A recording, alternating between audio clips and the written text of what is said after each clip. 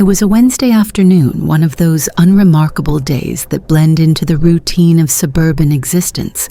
Daniel had called earlier to inform me that he would be working late once more, due to an expedited report deadline. "I apologize, I'll make it up to you this weekend," he said, his voice laced with remorse. I sighed but maintained a cheerful tone. "It's fine, just don't overexert yourself." "I love you," he replied softly. "I love you, you too," I responded genuinely. Feeling the sentiment just as I hung up, the doorbell rang. Upon opening the door, I was surprised to find Carter, Daniel's boss, a large German shepherd frequently mentioned by Daniel. Carter stood there, his leash hanging loosely from his collar, gazing up at me with sharp, intelligent eyes. I looked around, but there was no sign of anyone else. "What on earth?" I murmured, stepping aside to allow him entry. "Did you escape from somewhere?" Carter trotted in with confidence, his nails clicking against the hardwood floor. I noticed a tag on his collar and leaned in to read it. Indeed, it listed Daniel's office as the address. "Looks like you're a bit lost," I remarked, scratching behind his ears. "I'll call Daniel to let him know you're here." However, as I reached for my phone, Carter nudged my leg with his head almost insistently. I chuckled softly. All right, I'll get you some water first." I made my way to the kitchen and filled a bowl for him. When I turned back, I was taken aback to find Carter much closer than I had anticipated, his gaze fixed on me with an intensity that caused me to hesitate.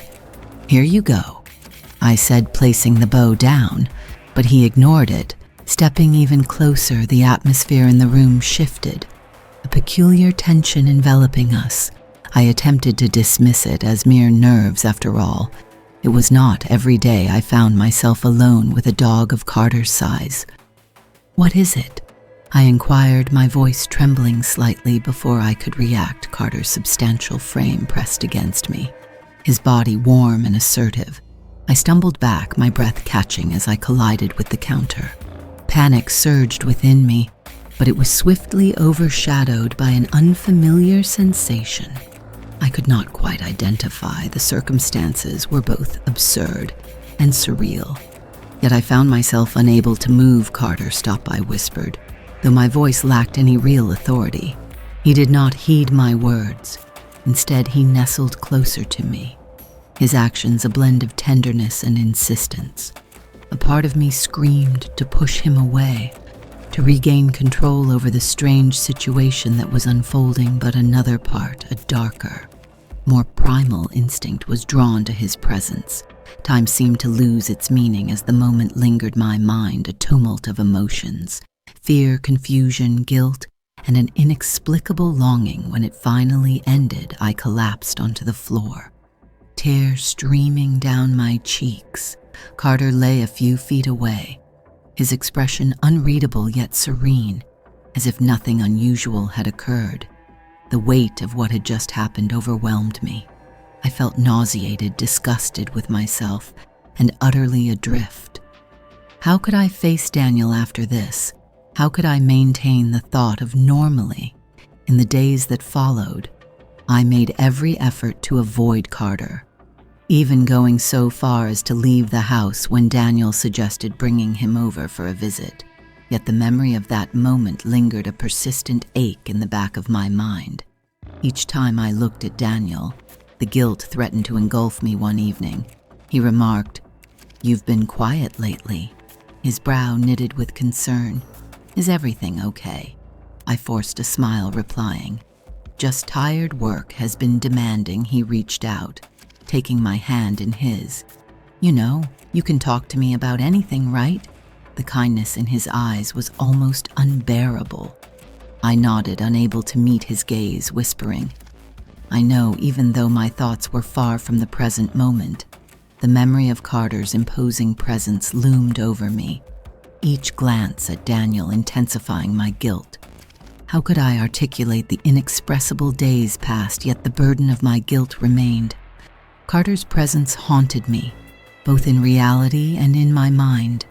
Daniel had brought him over again, having noticed how much the dog seemed to enjoy my company. "Carter's so calm around you," Danielle said with a smile, as the dog settled at my feet. "He's usually so hyper at the office, I managed to force a smile while deliberately avoiding." Eye contact, it seemed that he felt at ease in this environment, while internally I was in turmoil. Each encounter with Carter served as a painful reminder of my past actions, a constant echo of my betrayal. I realized I could not evade him indefinitely, especially since Daniel held him in such high regard. One evening after dinner, Daniel proposed that we take Carter for a walk. I hesitated, struggling to conjure an excuse quickly enough.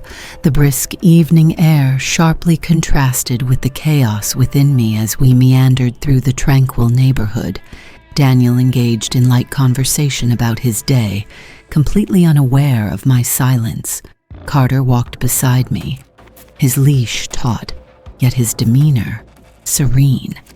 I cast furtive glances at him, attempting to reconcile the dog at my side with the haunting memories that plagued me.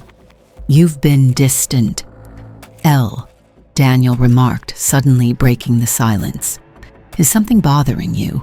My throat constricted. "No, I'm fine, just tired." Daniel halted and turned to face me. "Emily, I know you. Something's wrong. Please talk to me."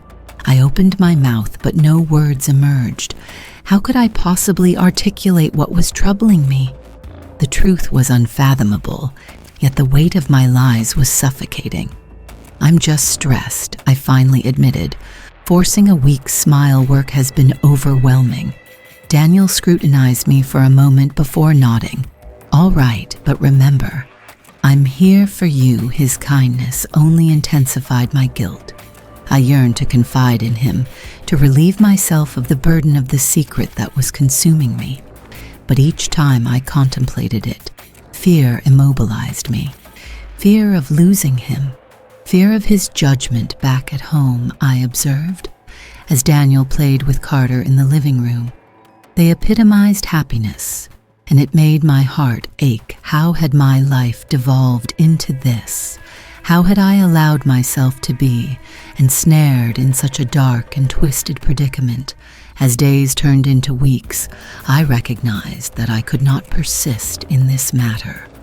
The secret was poisoning me, and it was only a matter of time before it unraveled everything.